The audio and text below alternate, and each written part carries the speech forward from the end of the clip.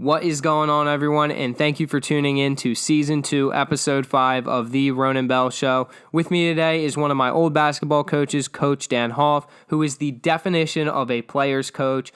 As players, we treated him like an older brother. As a coach, he treated us like his younger brothers. He's a really great guy, has done some great things in the community, has even started his own AAU basketball organization. But with all of the good things that happened, he's also had some adversity as well, just like all of us out there. So really tune in what he has to say, see how he overcame that adversity. And guys, other than that, make sure you hit that subscribe button and let's cue that intro.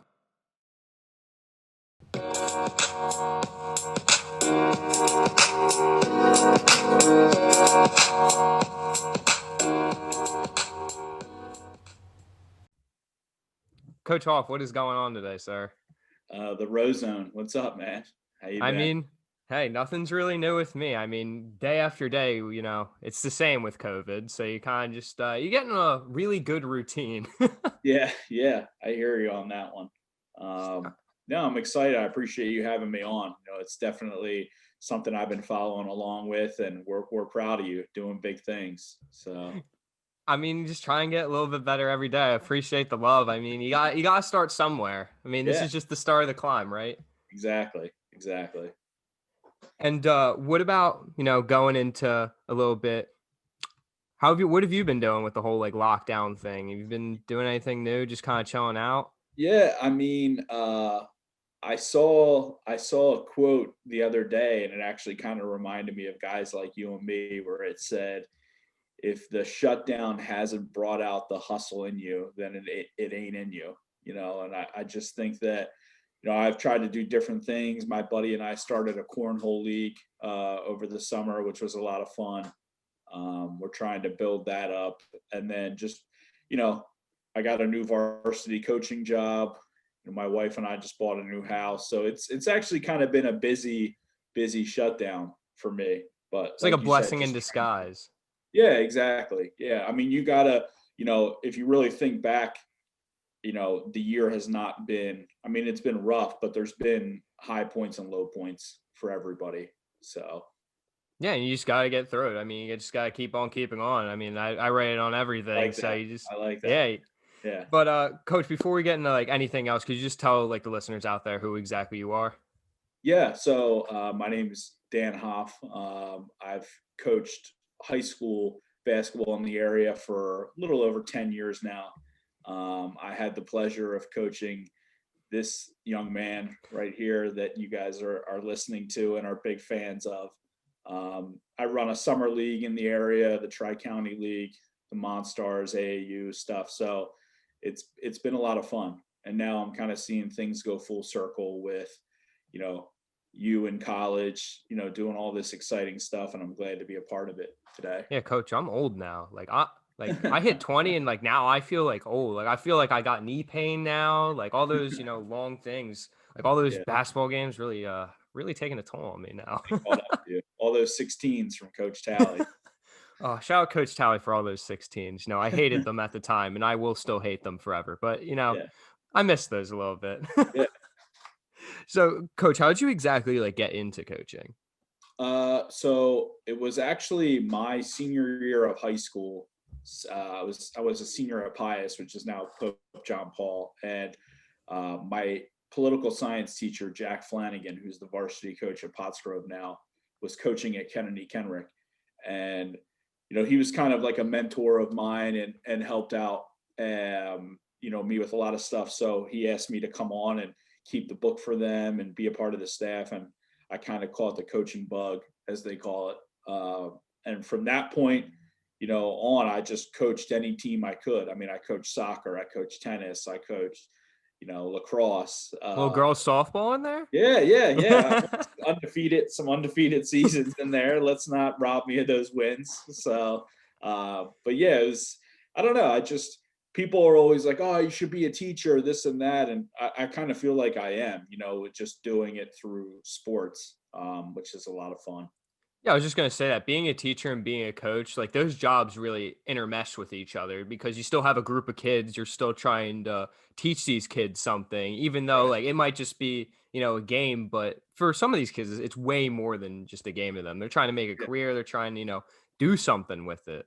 Yeah. Yeah. Exactly. I mean, and it's just uh, with the AAU stuff and the Tri County League, it's cool. You get to coach kids outside of your school district who you wouldn't get a chance to coach. And you get to know people around the area, which helps with networking and just all that stuff overall. Well, especially with AAU programs in the past like 10 years, they're really growing, and it's sometimes the even more competitive game of basketball rather than how it was 20 years ago where you played high school basketball and you spent your springs just kind of working out. Now you can go play somewhere instead. Yeah, so AAU, I mean, it kind of gets put into a couple groupings. You have like your high level like sneaker circuit AAU teams. Those guys, their high school teams kind of take a back seat to, and it's just the reality of it.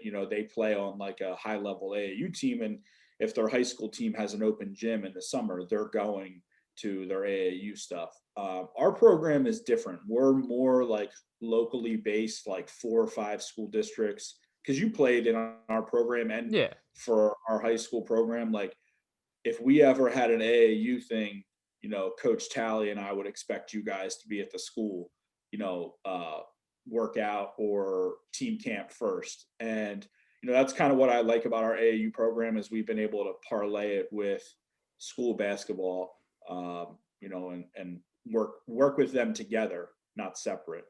Yeah, it's a little bit different of an environment, especially when, the Monstars isn't like a huge program. It's just big enough. You Right. have Yeah. you have Yeah. everyone from every walk of life. And I honestly like the best part about AAU is you really get to meet people that like you wouldn't usually meet. Yeah. Like high Yeah. school basketball, these are your friends that like you played Yeah. basketball with since you were little. But Yeah. now you're taking a little bit step outside the box and now you're getting to meet people from all these other school districts. Yeah. And that was it was a quick story that I always like to share. I don't want to go off. I mean, I know you're the boss. You mind if I share a quick, you know? Coach, you can do whatever you want. This is your world. I'm just living in it. So, and it just reminded me because I was just talking to him the other day. He's graduating from High Point. Uh, Hogan Milheim was a kid who played at Perk Valley, and they were one of our big rivals. And his junior year, going into his senior year, he played for my 17U AAU team that I coached. And I remember the first couple of games, you know, he was tentative out there. He wasn't really looking to score. He wasn't as involved as he should have been. And he played with Justin Jaworski, who I believe you just had as a guest if, on the show. If In the terms of spring forward, I hate Justin, but as a term of a guy, I love Justin. He's a great dude. But what were so, you saying? Yeah. so he, he played with Justin Jaworski and Sean Owen, so he was kind of like that third or fourth option. But for our spring AAU team, it forced him to be more aggressive, and things kind of went full circle that year. Later on in school ball, he had like 15 and 10. He had a great game, and he got interviewed in the paper afterwards. And he said one of the things that helped him was playing AAU with us because it gave him a chance to work on his outside game, this and that. So that was cool. I mean, him and I were just talking the other day, and that was 5-6 years ago, and we still talk about that. So AAU gets sometimes a bad rep, for kind of being like a circuit, like this craziness. But stories like that I really enjoy sharing because I think it's pretty cool. Yeah, because you can help out way more kids. Like just being a high school coach, you're obviously helping people out, but now you get this whole other group of people that you usually wouldn't have talked to before, and you get to help them out as well. Yeah, definitely. And like you and I both said, I mean, you're able to coach kids from Conestoga all the way up to Reading. You get to meet a lot of people, and I think that's it just helps later on. I mean, there's so many guys that have been in our program now that are trying to get involved into coaching, and they coach one of our younger teams, and they help out. So it's pretty fun. So how did you like actually know when you wanted to become like a coach exactly? Did it start when you were doing the books or just kind of, moved along with it when you were in high school? Is like that the thing that you think that you wanted to do right out?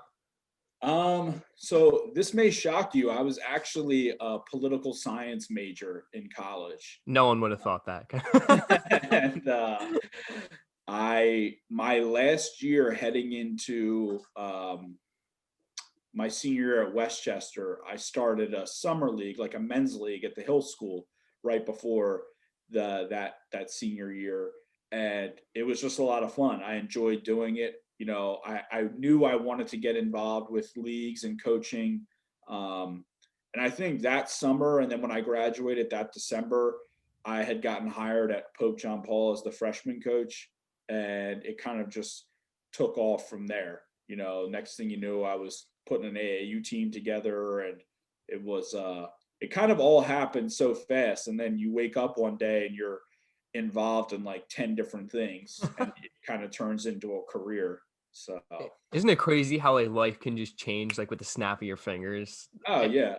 I mean, I got hired at O&J Roberts when Coach Talley was the varsity coach there. And then when he got hired at Springford, one of the things he told them in the interview was that he wanted to bring me in as his JV coach. So, I always am appreciative of that from him because, he looked out for me right away, and he could have easily been like, oh, we're going to a new school. We might look somewhere else, this and that. But it was, that meant a lot to me. And especially because it's like it's the first opportunity that you got. Let me show you what I can do at this level now. Yeah. Yeah, Because I exactly. proved myself at a freshman level. Like, oh, okay, like next step. Let's Yeah. make the Yeah. building blocks. Yeah. And that's And where now, the varsity job, I feel like I have enough experience where I can take a shot at it. I mean, why not? And if worst comes to worst, you fail, you fail. Like you move Yeah. on. Like it Yeah. is what it is. Exactly. There's always Yeah. something else to do. Yeah, definitely. So what about like that? Do you remember like your first time winning as a coach? I do. When I was coaching, well, there was two that I remember.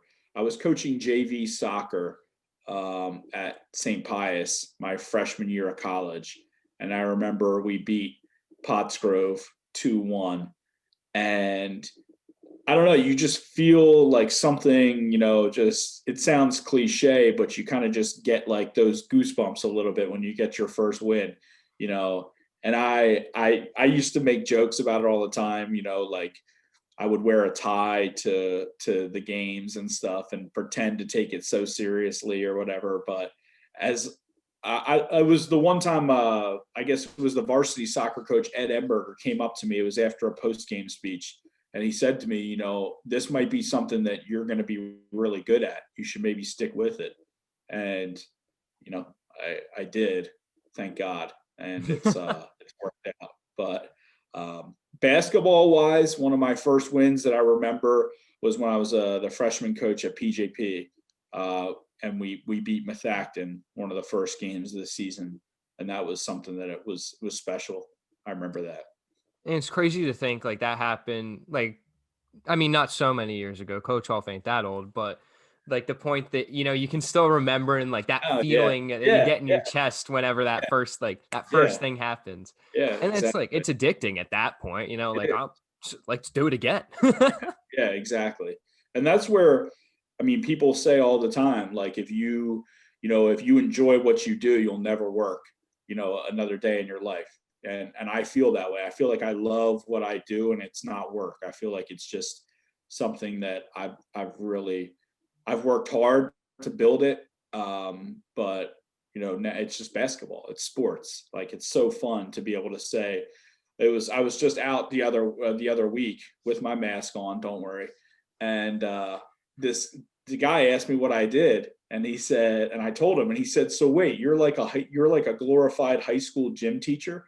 And I said, I mean, I don't know, that's kind of a weird way to put it, but I was like, I guess you could say that, man. Like, but yeah, it's always hard to explain when people ask me what I do for a living, because I got to be like, oh, I run leagues, camps, I coach, this and that. I run an AAU program, but Hey, you it's got to put your hand in a lot of baskets. I yeah, mean, that's life's so short that, I mean, why not try it at least? yeah, exactly. Yeah. Especially when you can do so many things at once. Like being a coach, you can do more than one thing. Like you're a coach, but you can also do like, oh, I can help this kid out. I can start this. There's other ways to go than just like you're a single head coach. There's Yeah. way more. Yeah. Yeah. I think, like, and you see it too with kids, like Marcus, you remember Marcus Martin. I mean, Yeah. he now coaches one of my teams. He coaches a Monstars team. He's involved with some of the administrative work, and that's what I was talking about earlier when I said it goes full circle. These guys join your program and you kind of become a family of, 4 or 5 years later, they're coming back to you as young men, looking to start their own path. And it's really rewarding to be able to help them to do that. Just like this is awesome for me to see you building something like this. And now like I get to be a part of it, as you're growing and building something successful.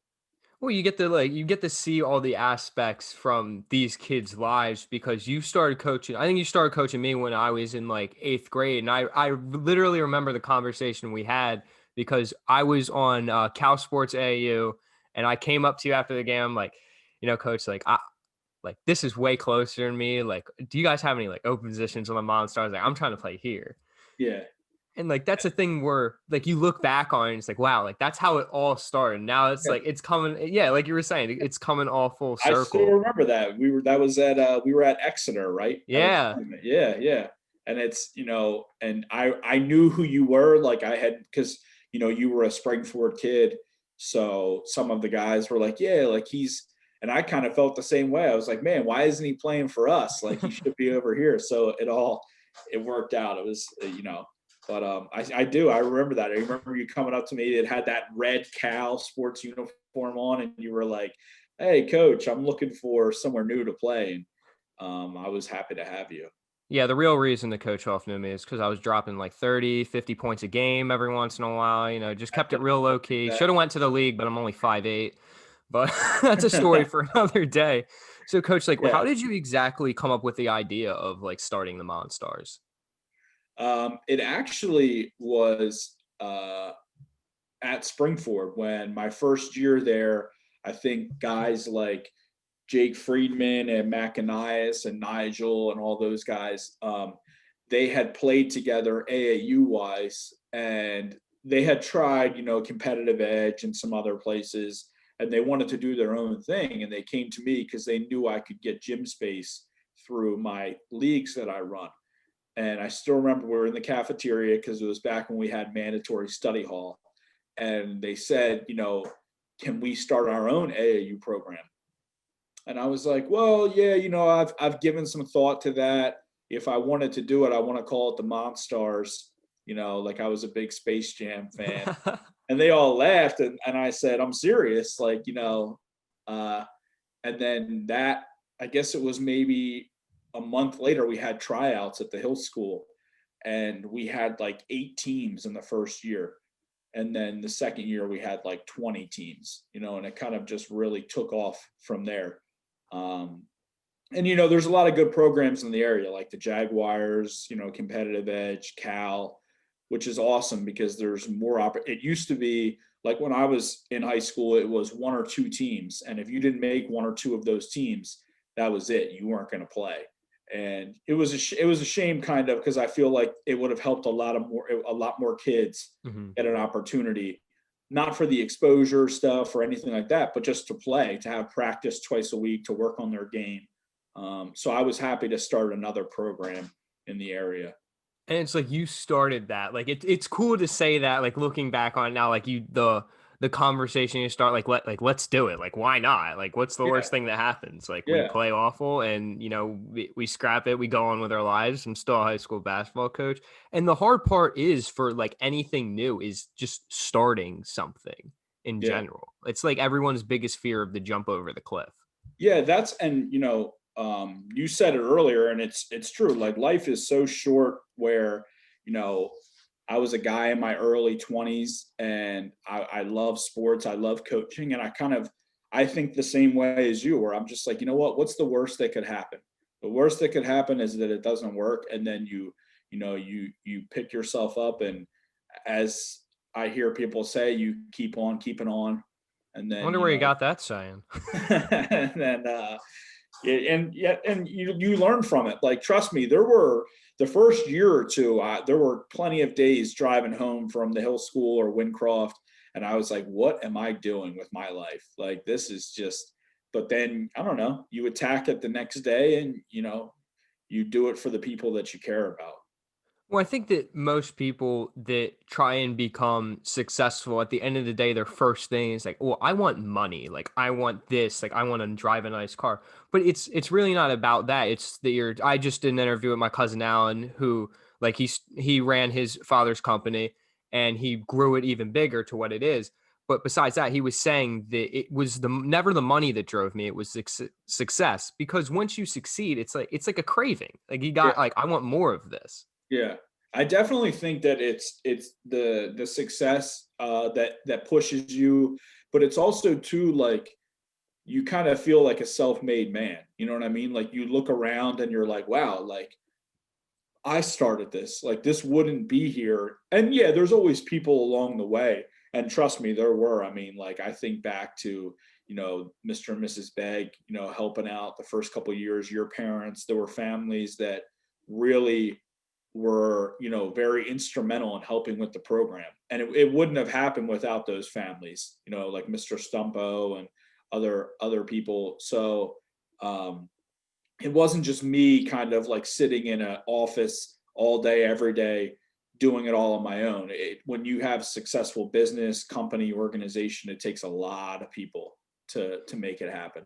You can never do anything by yourself. Even if like you see these entrepreneurs like talk about like, yeah, I did this like all by myself. You really didn't. Someone else helped you. Like, someone Yeah. else had to have helped you at Oh, some point, yeah, whether it yeah, was finances, whether it was just like knowledge. Like, I'm sure when you walk into it, how am I going to run a program? Like, I have no idea. Did yeah, yeah. anyone really help you out in that sense of just like how to start this at least?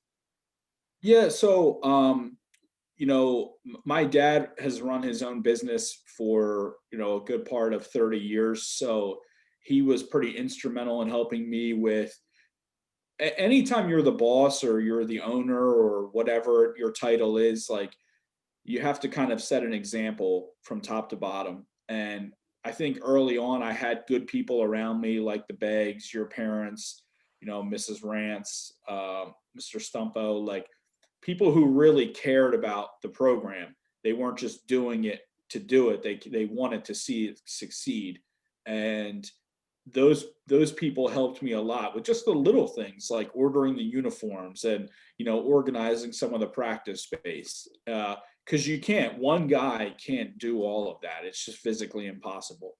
And that was a lesson that I learned early on, was you have to be good. A good leader is a good delegator as well, to getting people involved and making sure that they help out.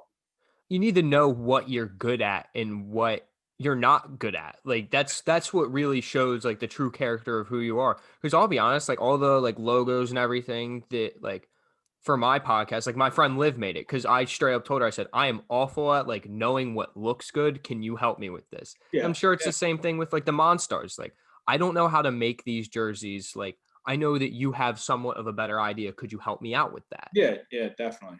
Yeah. And that's And where that like, was yeah. yeah. That was kind of, like, with a lot of different things, you divvy it up into 4 or 5 sections of like uniforms, scheduling, you know, paying the officials. And once everybody finds their niche that they're good at, things run a lot more smoothly. And I think that definitely that helps. Oh, of course, and especially the point where I think Coach Hoff more than just a likable guy. I think that you're a coach, but you're more considered like a player's coach, and that's something that I feel like every team needs because not everyone loves going straight to the head coach all the time and telling them what's up because it's a little intimidating. It might be a little bit scary. So I know that like most players kind of see you as a brother more than just a coach. Yeah. And what does that like really mean to you? It means a lot, actually. It's uh, I had a professor in college. I took a principles of coaching class, and he used to compare uh, a team to a Fortune 500 company. You have your head coach, who's like your CEO. Then you have your assistant JV coach, who's kind of like your hands-on manager with the employees that they feel more comfortable with going to. And then you have your players, who are the employees. And I've always tried to just go off of that, principle of it, where Coach Talley, he would have to be the bad cop. I mean, he's the head coach. It's not easy being the head coach, and you need a good cop to kind of balance you out. And I think I played that role pretty well in the movie. I think he played his role pretty well as well. I think most guys would agree, but it's something that I cared about a lot, and he cared about a lot. Anytime I ever went to him with anything that a player ever had a concern about, he took it to heart. And I think that's what made us a good duo and a great program, is he trusted me enough to have those conversations with guys. And Ronan, I'll tell you, there was 1,000 conversations I would have with guys, and I would say, all right, I'll talk to coach. And I wouldn't talk to coach, because I just knew that it was something that was either going to make him mad or, and he trusted me with that. He trusted me enough to be like, okay, kick the information upstairs that you really think I need to know. Because he can't be bothered with 10 million things. I mean, he's got about 900 kids already. So, he's. Yeah, that is really true. Coach Talley he have 4 daughters now? 4? Yeah, shout out to his starting 5, though, because now he's got 5 kids. So. That's great. That's crazy to think about. But aside from that, you got to know how to play your role. And Right. especially with that, I mean, there's always times where there's some bigger things where you got to bring up to El Jefe, but Yeah. there's also some things that you could react in the moment and it's not that big of a deal. Yeah. Yeah. It's just something you need to say to just say. It's not like you truly actually mean it. It's just a reactionary thing. Like Mr. Seltzer was saying that he tries to, whenever he gets like a bad email or something, that he just doesn't react to it right away. He'll read it, because when you first do something or you first see something that's negative affecting you, you're going to react with emotion and not logic. Yeah. And I think that was some people have that 24-hour rule, where they sleep on it. They kind of think about it, and then the next day they decide how they want to react and how they want to, address the situation. But sure, I mean, there were plenty of times with players, guys would come to me and I would either give them an honest answer, or I would just flat out say, like, I'll talk to coach about it. And if it was something that I just knew didn't need to be addressed and that they maybe just had to figure it out on their own, that's what I would do. And I'd say about 95% of the time that worked out. There's Yeah, always that time. Yeah. So, but yeah, there's always those times where like it doesn't work out, and that's okay. Like it's human error; it happens to right. everyone. You're always Right. going to make a mistake Yeah. somewhere along the way. Yeah. And that's in like anything that you do. You can put that in any context, guys. Like there's nothing. No one is going to be 100% perfect all the time. Right. Right. And that's where, and that's, I think that's what made us, like I said before, a good program, was that balance that we had, where he would even say to me, sometimes he would call me on like a Sunday before the week of practice started. And he's like, all right, what's going on? Like, because he's a great head coach. He was a guy who wanted to be plugged in. And there would be times where I would just say, you know what, it's really not, he's got enough on his plate. I'll handle that one, myself. So, but I'm going to miss coaching with those guys. It was a lot of fun. And I'm excited for when I can talk about the segment, when I can talk about your highlights, your career highlights, because there's some that I want to bring up when we Well, I get mean, to. we can roll in if we're talking about me for a change instead of. But like, what was the most like rewarding thing that you think was brought up to you when you were coaching at Springford? In all seriousness, you are one of the top 3 moments where it was a home game your senior year and you hit that 4-point play. You know what I'm talking about? Coach, do I know what you're talking? It's only the peak of my existence. And you came up to me in the parking lot after the game, and I still remember you shook my hand and you were like, "Hey, coach, I just wanted to say thank you for always believing in me and that opportunity, because I don't know if I've heard that gym that loud, for an individual player moment like that." And honestly, Ronan, it was one of those things where you're such a likable guy, but you're also such a hardworking guy that I think people in that moment, they saw like, wow, like, and they just went nuts. Like it was almost like laughable, like how crazy the gym went. We were up by like 25. It was a 4-point play. And I'll always remember that. I was walking to my car and I heard like, "Hey, Coach Hoff." And I was like, "Oh, what are you still doing here?" And you were like, "Oh, I just wanted to say thank you," like that. And that to me is definitely one of the most rewarding moments. Well, the thing to me was that I knew that I was not going to be the best player on that team. I'm 5'8". I have a half decent jump shot and I was decently strong. You got to find your role in anything that you do. If you can help just a little bit, you're helping. Like Yeah, I knew that some of my talents on the court would not help us win. So you take the backseat role and you figure out what you're going to do best. And moments happen. Like that's everything happens. Like honestly, like I blacked out when that happened. Like it was insane when I just I remember blinking, the shot going in, and yeah. on the ground I'm like, no way that went in. Like come Yeah, on. yeah. It was all, and I just love it. Happened right in front of our bench. Like it was perfect. And I'm a big believer in karma going for the good as well. And I feel like that was good karma for all that you had done for the program and all the work that you put in. And that meant a lot to me, man to man, but also player to coach. That you said something to me after the game because I know it was something that you really meant and you were genuine in it. Well, things just, I think more people nowadays like just take things for what it is. If things happen, like things happen, but there's always like a deeper meaning behind it. Like take that, look below the surface of the iceberg for just a change of view. Because like I would not have been able, like I didn't even know if I was going to play basketball my senior year. Like I hated it. Like I knew I wasn't going to play, but you got to stick it out.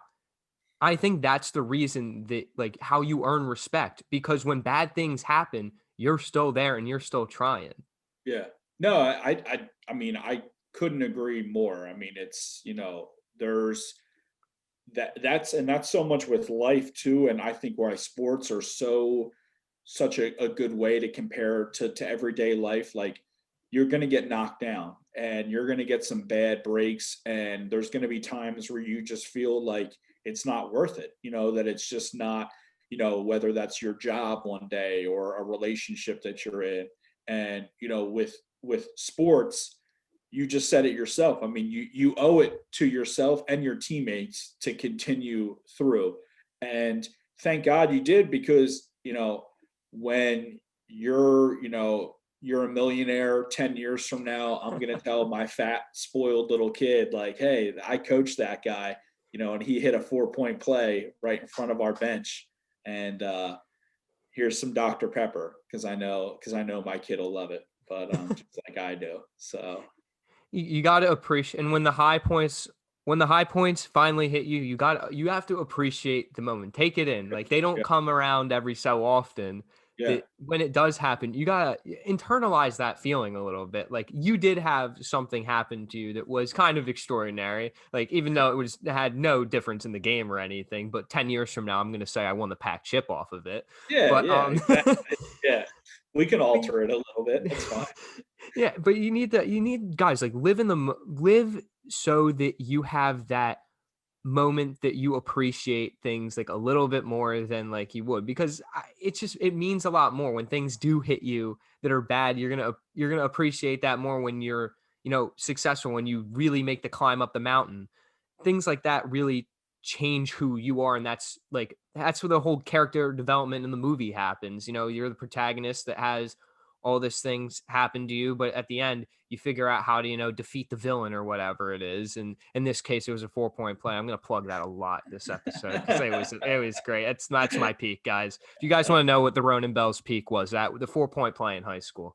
No, I'm sure there's gonna be more down the road, but that is one of the pillars that helped you get to where you are today. That 4-point play was that was so much fun. It was Oh awesome. yeah, of course. And the thing was that, nothing in life goes, the way that you think it's going to go. I mean, there's things, there's bumps in the road. And coach, the next question I want to ask you is I know that you had a pretty big bump in the road um during a practice. Could you tell the listeners a little bit about that? Yeah, so I guess was that your sophomore year? I think I don't even think I was my freshman Oh, year. your freshman year. Okay. Yeah.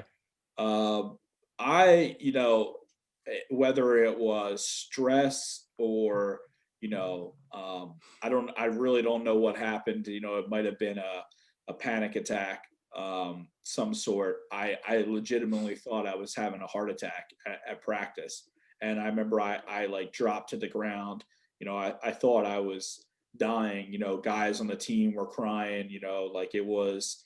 I was crying. I mean, it was rough. Like the coaches were surrounding me. Trainer Dan, shout out to TD. We love you, bro. Hope you're listening. But you know, it was rough, and it kind of made me take a step back. I've shared with you before, and I've shared with people. I've dealt with mental health issues. For 15 years of my life, and you were at the one team camp where I called you guys into the lobby, and we talked about it as a group. And I remember guys an hour after that meeting came up to me, and told me about stuff that they were going through. Uh, but that practice it was like a real eye opener that I had to take better care of myself. I had to deal with some of these issues, and it was hard. I mean, it was part of it was embarrassing that it happened, but like anything, a year or two later, I was able to laugh it off because we were at team camp, and one of the skits, I think someone did an impression of me, which is low key the most, I guess, savage thing you guys say. Yeah, savage thing you can do, but it was it was something I could laugh at. And I remember Coach Talley looked at me after they did it, and I was just cracking up. So it was, but yeah, that was tough. I had to miss a couple of games. I wasn't sure, what the deal was. I was kind of scared. I mean, I was in the hospital, I wasn't sure if I had heart problems or this and that, but a lot of people reached out to me, including you. I remember guys texting me. One of the texts that stick in my mind, Stephen Brill texted me and said, Coach, I hope you're better soon so we're back on the court, and we can get technicals together. That was, I'll never forget. That was like one of the texts I got. So yeah, it was, but I would say that was definitely one of the bumps in the road for me. And the bumps in the road happen to everyone, but the thing that I like that you're saying is that you were like able to overcome it. Like now 2 years go by and it's like it's nothing. It's a brush off your shoulder. Like if Right. you can get through that, you can do whatever the hell you want. Like you can Right. get through anything if you can get through that. Yeah. Yeah. Yeah. And that was, and it goes back to kind of the theme that we were talking about, where guys on the team kind of rallied around me, coaches rallied around me, you know, because it's real. I mean, the struggles that people go through with mental health issues can turn to physical issues, and that's why I try and be someone that is kind of like the face of a coach that you can talk to about that kind of stuff. I want to be known as a coach that you can approach about those type of things, and you know I'm still that guy today, and it's been something that I really care about. And nowadays it's there's a lot more emphasis on mental health, and I've talked about it with a couple of my guests. And the point that like I like bringing up is like, it is okay to not be okay 100% of the time. Right. Like it happens, things happen. It is Yeah. okay to sit down for a little bit and grieve, but when the time comes, you gotta get back up. If you keep going, I'm assured that when like all that happened, when you got back out on the court, like that was way more helpful than everything else. Besides, like obviously, going to the hospital and everything. Yeah, I mean, it was. I still remember the first game back. I kind of it was kind of surreal. Like, people were coming up to me and they were like, "Oh, I hope everything's okay, this and that." And part of me, it was like, I just wanted people to not bring it up. You just want to move on and not talk about it. But you have to put a positive spin on it and be like, wow, I should consider myself lucky that this many people care enough about me to go out of their way to say, like, hey, like, let me know if you need anything. Hope you're doing all right, this and that. So I appreciated that a lot. When it shows how good of a person you are when you go down. It's like when, no man left behind, like someone goes down, like we all go down with you. Like Right. when you're coming back up, we're all going to come back up with you. We can't let you stay behind while we are all moving forward. And that's what life is, guys. Like, you need to, when you have like a good group, like that will pick you up out of the bad times. Like I'm sure all the people that, did text you or did that, like in retrospect, in the time, you were like, I mean, it's just like a test. But at the end of the day, like that, like little thing could have changed your mind that day, like a little Oh, bit. And yeah. Yeah. yeah, And I mean, you're only as good as the people that you surround yourself with. I'm a big believer in that. Whether that's your friends, family, your coworkers, your teammates, you know, you have to be someone that, like you said, that no man left behind mentality. And I try and be that way as a friend, as a coach, as a son, as a, as a person. And I just, you know, that's something that's very genuine when I say I'll always be that way. I'll always be that guy who, anyone can come to me and tell me anything and I won't think less of them because I know what it's like to go through some of those low periods, with mental health. And, um, so I'm happy to be that guy for people to lean on. that's why I tried to start like this podcast, because of conversations like this, like that. If you're going through something similar, like realize that like you are not alone in any battle that you are facing. There is one other person on this earth, at least one, that can help you out of any situation that you are going through. That's what Yeah. more people have to realize, that you are never alone. Yeah. Even when you think you're alone, you aren't. Like there is always someone. There is always someone.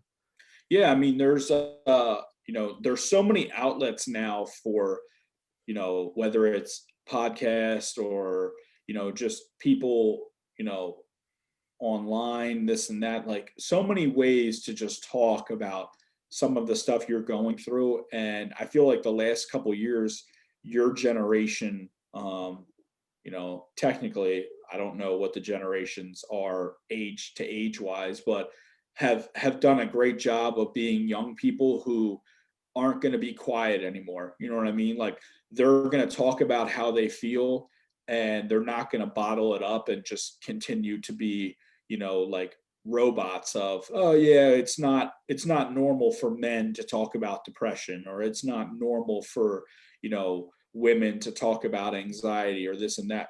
That's just not the case. You got to be people who take a step forward and say, this is how I'm feeling. And once you get it out there, you'll realize that you're not alone, like you said.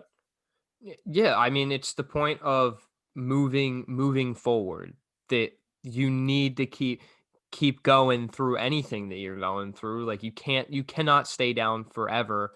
And that is even going with like with opinions. Like if you have a problem, like say it out loud. Don't go on Twitter and make some, naive comment to someone that it's like very indirect, but it's also very direct about who you're talking about. Talk to that person. I'm sure that you can figure something out, no Yeah. matter what it is. If you have a problem, go talk. Don't go tweet. Yeah. Yeah. I think, I mean, every, I had a teacher in high school and it still rings true. He said, every generation thinks that they have all the answers. And I think that the younger generation that we have right now, and I'm in my early 30s, like I'm part of this, generation still from like the 2000s, like we don't have the best we're so technology based. I don't think we have the best interpersonal skills. So it's rare for people to be able to disagree and have a good normal conversation. People are very contentious these days. And, that's something we have to work on as a society, being able to disagree, like politely and not get quote unquote triggered, as they say. But, I think that you guys have done a great job of being like, hey, we're done, turning to alcohol, drugs, other avenues to hide how we feel. We're going to talk about it and we're going to put it out there in the open. And it's what we need. It's what society needs. Yeah, of course. I mean, talking helps so much. Like talking will help anyone through most things. The more that you can talk, the more you'll better understand, the more other people will understand about like what you are exactly going through. Because sometimes it's not on the surface; it's way deeper than that. Right. Right. Right. Yeah. I mean, So yeah. No, I mean, I was just going to say, I mean, I think that that's half the battle is just like you said, you summed it up perfectly. There's someone else out there going through something very similar, so you're not alone, and, you just, you have to take that risk. We were talking about taking risk with other stuff. You have to take that risk and put yourself out there and talk about it. Yeah, 100%, 100%, coach. So going into like what kind of like keeps motivating you through, the bad times, good times? Like what keeps you moving forward, really? Is there any like motivation factor for you? Yeah. I mean, obviously your family, like my wife and my immediate family and my friends, you know, they they help push me through, because you're working hard for not only yourself, but you're working hard for them as well. This it's it sounds corny, and I know your millions of listeners are going to hear me talk about this, so it is what it is. But whenever I get stressed or I get like kind of depressed or this and that, I will say things to myself. I'll kind of be driving, and one of the things I say is, if I go down, I'm going to go down swinging. And that's like a fighter's mentality that I have, where if I'm going to fail or if I'm going to go down, like I'm not going down without a fight. So let me know if you want to get 500 t-shirts of those printed up, and maybe we'll sell them through the Oh, those are going out the window so fast. but yeah, so that keeps me motivated, kind of just finding those little things to talk yourself through it. And I got that from my parents. My parents, were big into that, of kind of like, hey, just take a deep breath and remind yourself of, it could always be worse. It could always be worse, and pick yourself up and keep going. Yeah, put it into perspective. Like the more you can put things in perspective, like the wider the audience. Like honestly, if you woke up today and you breathed, congratulations. Like that's a Yeah, huge exactly. thing. Yeah, Like you yeah, gotta appreciate things like that for times like that when you think that like, I mean, like, oh, we lost the game. Like at the end of the day, I mean, you lost. It's okay. Like yeah, yeah, if you breathed, you're fine. You're still alive. I mean, you're still here. yeah. I think you're right. I mean, it's good to we've become a society that's so like, we want instant gratification, and we don't appreciate the little things. And you're right. It's we need to do a better job of taking a step back and being like, wow, I have a lot to be thankful for. You know? Like don't be that guy that just says like you're thankful for that one thing on Thanksgiving. Like actually be thankful. If you have food on your plate, like a roof over your head and a bed to sleep in, Yeah, that's awesome. Like if you have something to go home to, not everyone has that. yeah, Like if you're exactly. really having a bad day, you're really not having a bad day. It could Yeah, always be worse. yeah. And Coach Hoff, before we get in the quote segment, I like to ask all my guests, just if you had one piece of wisdom to, pass on to the listeners out there, what would that be? I would say, you know, it sounds so simple, but just be yourself. You know what I mean? Be proud of who you are, where you've came from, where you're going. Just if if you're a good person and you have some core principles that you can fall back on, and you try. And, to me, that's so important is you just have to be true to who you are, and you have to be yourself. And I know that people are kind of like, yeah, that's such an easy thing to say, but in today's world, it's hard to be yourself sometimes. People feel like they have to conform and fit in, and they're afraid. But you only get one life. You might as well be happy and be true to who you are, while you're here. I couldn't have said it better myself. I mean, you have to be okay with like who you are. So what? You're not the most good looking dude in the room. So what? You don't have all the nice things. You don't have the new iPhone. Who cares? As long as you can fall back on like what you were saying, fall back on those principles. It's okay. Like be Yeah, happy who you are. Like you only got this one chance once. So yeah, why not take on every day with a smile and a happy face. I try and I tell all my friends, no matter when I see them, I don't say hi, I say good morning, yeah, because that's like a good thing to say when, it's more personal than hi. It's more personal than hello, because if no one heard that like this morning, they heard it from me, even though it'd be like 12 o'clock at night and we're on Xbox or yeah, whatever.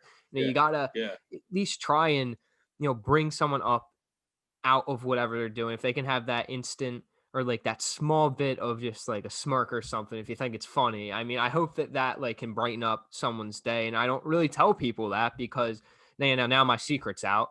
But it's just like it's something little that like you can help someone else out, because if they are having a bad day, they snap back into it and be like, all right, man, like maybe it's not that bad. Maybe I just like am having a bad day, because everyone has it. Everyone makes mistakes. Everyone goes through the little bumps in the road on the master path. But at the end of the day, you're always going to come out on top if you keep on keeping on.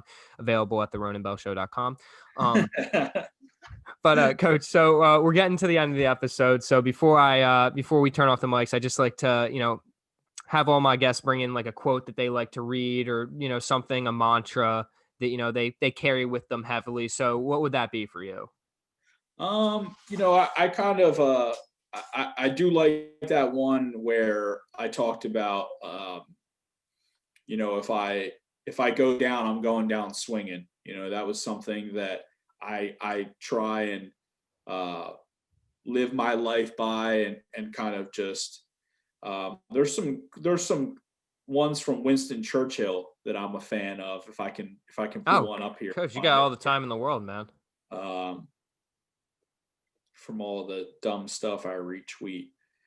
Um, so Winston Churchill has one. It is: success is not final, failure is not fatal. It is the courage to continue that counts. And I think that that's something.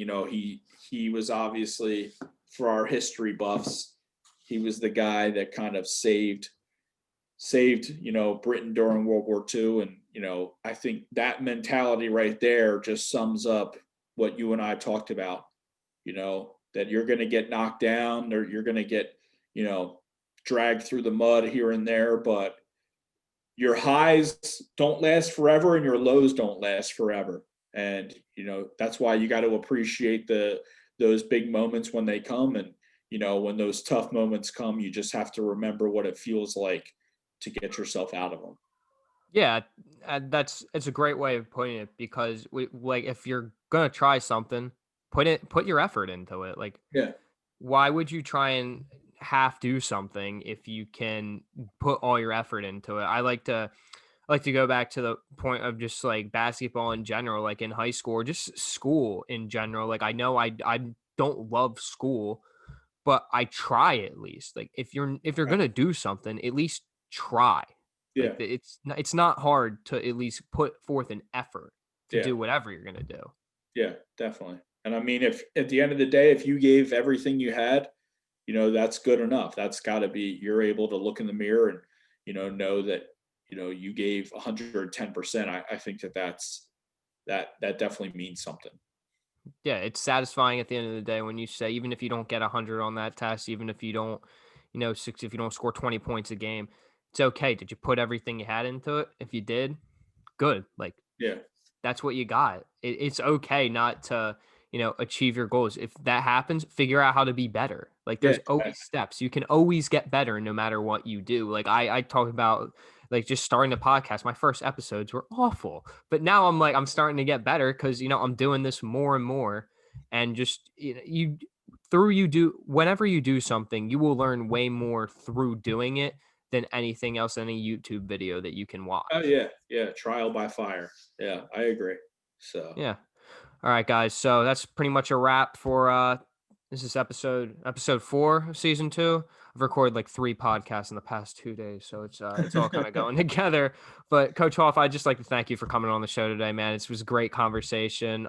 Is there anything that you want to plug before we go on with our day?